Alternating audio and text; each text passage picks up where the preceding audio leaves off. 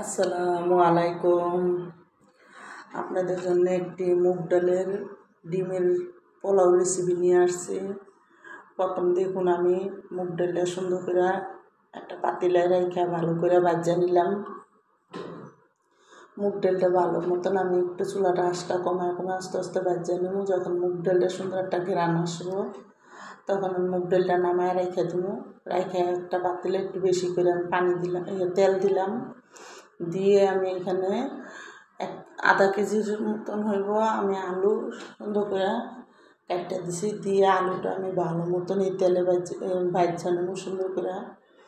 তেলটার মধ্যে একটু লবণ, একটু হলুদ আর একটু মরিচের গুঁড়া দেব। দিয়ে আমি আলুটা ভালো মতন ভাজবো। আলুটা সুন্দর করে ভাজা হইলে ভালো মতন দোনোটা পিঠ উল্টে ভালো করে আলুটা ভাজবো, যাতে আলুটা ভালো মতন লাল হয়।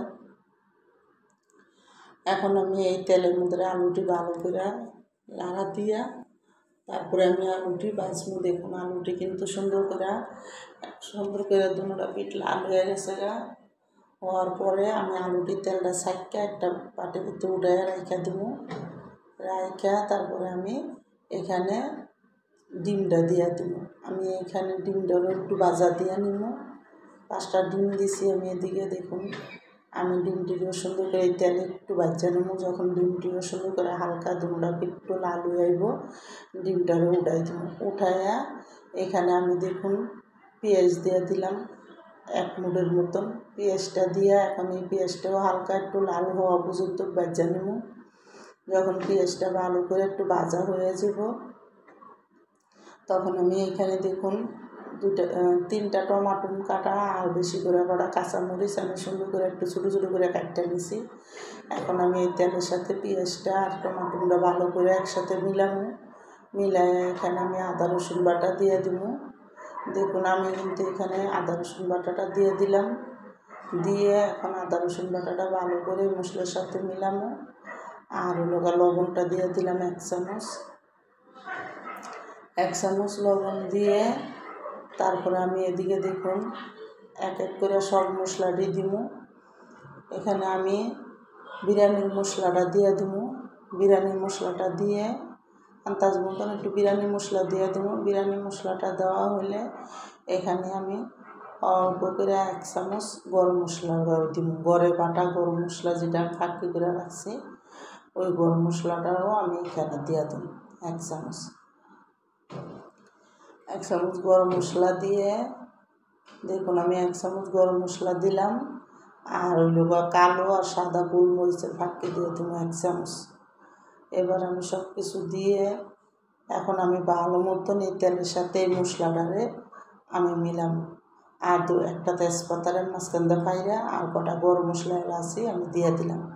দিয়ে এখন এই মশলাটার একটা ভালো মতন কষাইয়া এখানে আমি 1 কাপ টক দই রাখছি একটা, এই টক দইটা আমি দিয়ে দিলাম। টক দইটা দিয়ে এখন ভালো মতন এই মশলার সাথে টক দইটাও আমি মিলাইয়া কষাবো।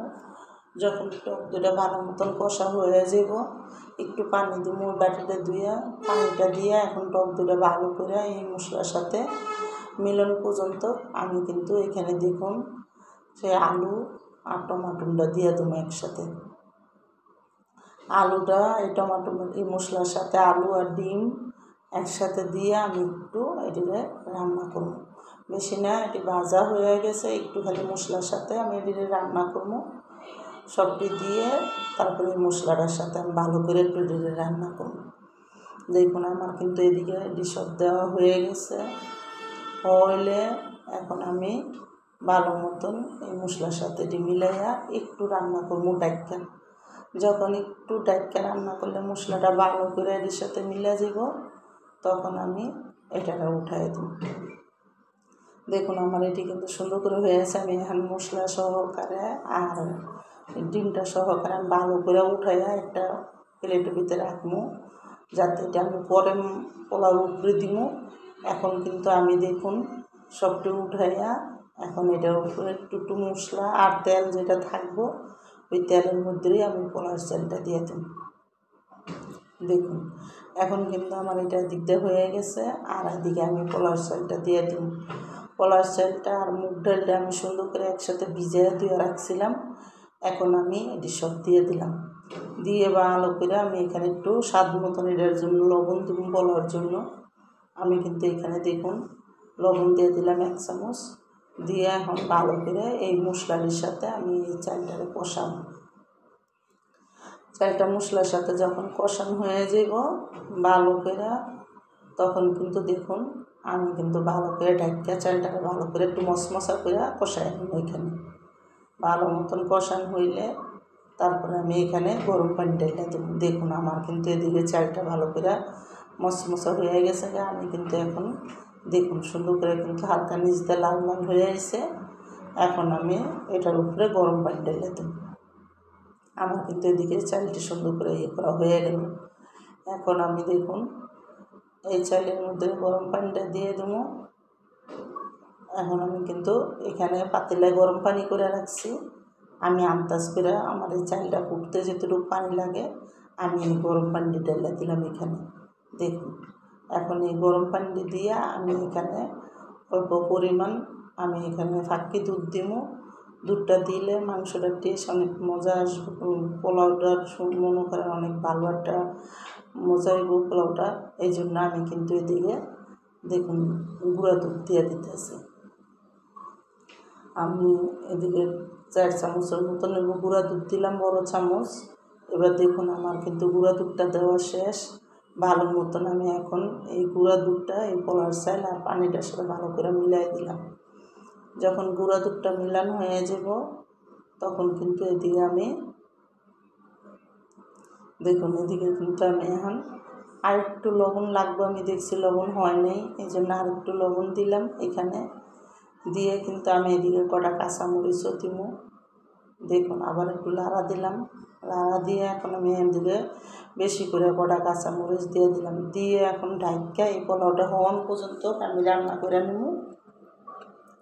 যতক্ষণ পোলাওটা না হয় আমি কিন্তু এদিকে দেখুন রান্না করে নিতেছি। আমার পোলাওটা কিন্তু দেখুন সুন্দর মতন হয়ে গেছে। আমি উঠাইছিলাম মাঝখান দিয়ে উঠাইয়া এখন অর্ধেক পোলাও আমি একটা বলের ভিতরে উঠাই রাখা আমি কিন্তু এখানে যে মশলাটি আছে আর আলুটা আর ডিমটা দিয়ে দিই। আমি এই পোলাওটা আর একটু ভালো করে এখানে ঘি দিয়া ভালো মতন মিলাই দেব। দেখুন এখন আমি এদিকে কিন্তু বড় একটা চামচ দিয়ে 2 চামচ ঘি দিলাম, দিয়ে এখন আমি এই ঘিটা ভালো করে এই পোলাওর সাথে মিলাই দেব চামচটা দিয়ে। ভালো করে যখন চামচটা দিয়ে পোলাওটা মিলানো হইব দেখুন এমন কিন্তু আমি উল্টাইয়া ভালো মতন পোলাওটা মিলাই দেব। এখন মিলাইয়া তারপরে আমি এদিকে মশলা দিয়ে আর আলুটা দিয়ে দেব। দেখুন আমার কিন্তু এই ঘিটার সাথে ভালো মতন পোলাওটা মিলানো হয়ে গেছে। এখন আমি এদিকে কিন্তু মশলাটা দিয়ে দেব। দেখুন আমি ভালো মতন এখানে পোলাওটা মিলাইছি, মিলানো হয়ে গেছে। এখন আমি এদিকে সুন্দর করে ডিম আর আলুটা দিয়ে দেব। আমি আলুটি মাঝখানে দিব, ডিমটা উপরে দিয়ে দেব। দেখুন এখন কিন্তু আমি সুন্দর করে এখানে আলুটি আর মশলাটা দিয়ে দিলাম ভালো করে। দেখুন এমনি মাঝখান দিয়ে আলুটি সব সুন্দর করে দিব, আর ডিমটা আমি পরে উপরে দিয়ে দিব। দেখুন আমার কিন্তু এদিকে দেওয়া হয়ে গেছে। আমি মাঝখানে আলুটা দিব না, কেন নাড়া দিলে আলুটা ভেঙে যাবো, এই জন্য আমি মাঝখানে আলুটা দিলাম না। মাঝখানে আমি এদিকে আলুটি দিয়ে সুন্দর করে মশলাটা দিয়ে আমি এখন পোলাও যেটি আছে এটা দিয়ে দিই। আমার এই উপরে দেওয়া পোলাওটি সুন্দর করে বিছিয়ে দেওয়া হইলে তখন কিন্তু আমি দেখুন এখন আমি সুন্দর করে কিন্তু এদিকে পোলাওটা দিয়ে দিলাম। সবটি পোলাও কাছে আমি দিয়ে দিলাম। আমার আর পাতিলটায় অনেকটি পোলাও হয়ে গেছে। এখন দেখুন আমি কিন্তু সবটি পোলাও এদিকে দিয়ে তারপরে উপরে দিয়ে ডিমটাকে দিয়ে দমে বসাই দিই। উপরে দিয়ে আমি আরেকটু ঘি দিব এদিকে, যাতে পোলাওটার উপরেতেও সুন্দর করে একটু ঘি হয়। উপরের চালের জন্য আমি আর একটু ঘি দিয়ে দিই, আর ডিম দিয়ে আমি উপরে দিয়ে একটু বিছিয়ে দিই। এখন দেখুন ডিমটার উপরে দিয়ে বসাই দিয়া আমি কিন্তু এদিকে মশলা দিয়া ছিল ওটিও কাছে দিয়ে দিছি তেলটাকে দিয়ে এখন ভালো মতন এখানে আমি কতটুকু ঘি দিলাম, ঘিটা দিয়ে এদিকে আমি উপরের পোলাওটার জন্য 2 চামচ ঘি দিলাম। এখন ঘিটা দিয়ে দেখুন আমি পোলাওটা ভালো করে ঢাকা এদিকে রাইখা দিন। আমার কিন্তু এদিকে অর্ধেকটা ঘি আমি একটু বেশি করে দিয়েছি, সব সাইডে মিলাইয়া ঘিটারও আমি দিয়ে দিলাম। দিয়ে এখন পোলাওটা ঢাকা আমি রাইখা দিন। রাইখা দিয়ে সুন্দর করে কিন্তু দেখুন আমি পোলাওটা একটু মাঝখানটা সরাই দিতেছি যাতে ডিমটা সুন্দর করে বসে ভালো করে উঠে দেয়। আনলা পরে একটু রাইখা এরপর ঢাকা দিলাম। এখন আমার কিন্তু এদিক দিয়ে দেখুন পোলাওটা সুন্দর করে করা হয়ে গেছে। এখন আমি ঢাকা এই পোলাওটা দমে দিই যাতে পোলাওটা আমার সুন্দর করে হয়ে যায়। যখন পোলাওটা হয়ে যাব তারপরে আমি দেখুন এদিকে একটা পাতিলে আমি মাংস দিলাম।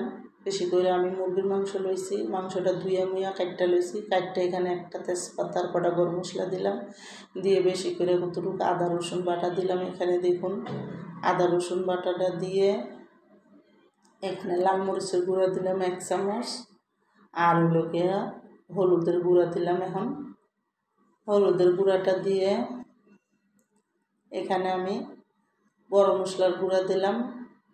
বেশি করে আমি 1 চামচ গরম মশলার গুঁড়া দিলাম, আর হলুদের গুঁড়োও দিলাম। আর এদিকে আমি একটু গোলমরিচের গুঁড়া দিলাম। গোলমরিচের গুঁড়াটা দিলাম 1 চামচ, দিয়ে এখন আমি আধা চামচ হলুদের গুঁড়া দিলাম।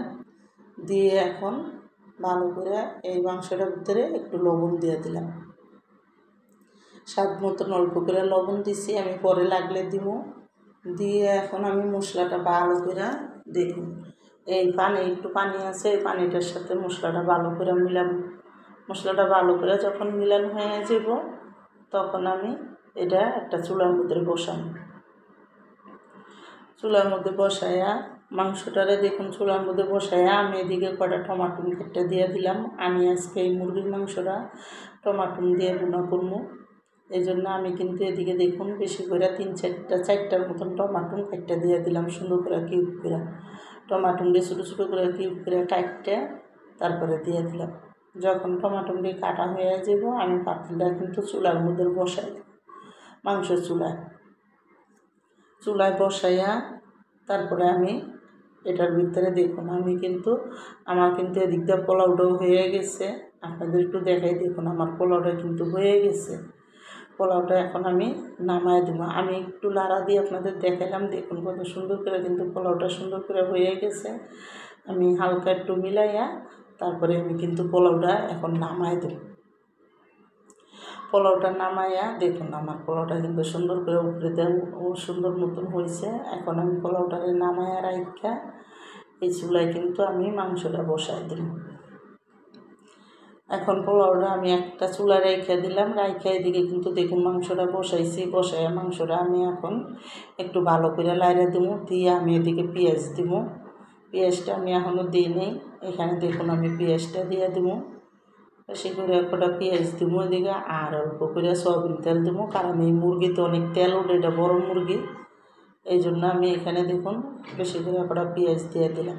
দিয়ে এখন আমি ভালো করে এটা ডাইক্কা রান্না করব। মাংসটা ডাইক্কা রান্না করব, যতক্ষণ মাংসটা না হয় ততক্ষণ আমি ডাইক্কা রাঁধব। যখন মাংসটা হয়ে যাব তখন আমি মাঝখানটা একটু মাংসটা কষাবো। দেখুন এদিকে কিন্তু মাংসটার অনেকখানি পানি উঠছিল, এখন কিন্তু মাংসটা গললে অনেকখানি পানি কমে গেছে। আমি এদিকে কোনো পানি দিব না, কারণ এই মাংসটা আমি এই কষার উপরেই রান্না করব। এখন দেখুন আমি দেখছি মুরগিটা ভালো করে গলে গেছে তখন কিন্তু আমি এটা আবার ডাইক্কা আর একটু রান্না করতে দিছি। এখন কিন্তু আমার মাংসটা সম্পূর্ণ দেখুন রান্না হয়ে গেছে। এখন আমি এটার উপরে কতটি জিরার ফাঁকি দিয়ে দিলাম। জিরার ফাঁকি দিয়ে আমি এখানে পেঁয়াজ সুন্দর করে বেরেস্তা করে রাখছিলাম, আমি পেঁয়াজের তেলটা সহকারে পেঁয়াজটা দিয়ে দিলাম। দিয়ে তারপর আমি মাংসটা এখন লাড়া দিয়ে নামায় রেখে দেব। আমার মাংসটা কিন্তু দেখুন পুরো বুনা বুনা রান্না হয়ে গেছে। এখন কিন্তু আমি মাংসটা নামায় রেখে দেব। দেখুন মাংসটা কিন্তু সুন্দর মতো রান্না হয়েছে। আর আপনারা আমার এই পোলাও রেসিপিটা যাদের পছন্দ তারা লাইক সাবস্ক্রাইব দিয়ে প্লিজ আমার ভিডিওটা শেয়ার করে দিয়ে আপনারা বেশি বেশি সবাই আমার সাথে থাকেন। এখন কিন্তু আমার মাংসটা রান্না সম্পূর্ণ হয়ে গেল। আমি আরেকটু লবণ দিয়ে অল্প একটু লবণ দিছি, দেখছি যে লবণটা হয়নি, এই জন্য আমি আরেকটু লবণ দিছি। আর এখন আমার মাংসটা কিন্তু পুরো সুন্দর মতো রান্না শেষ, রেখে দিলাম।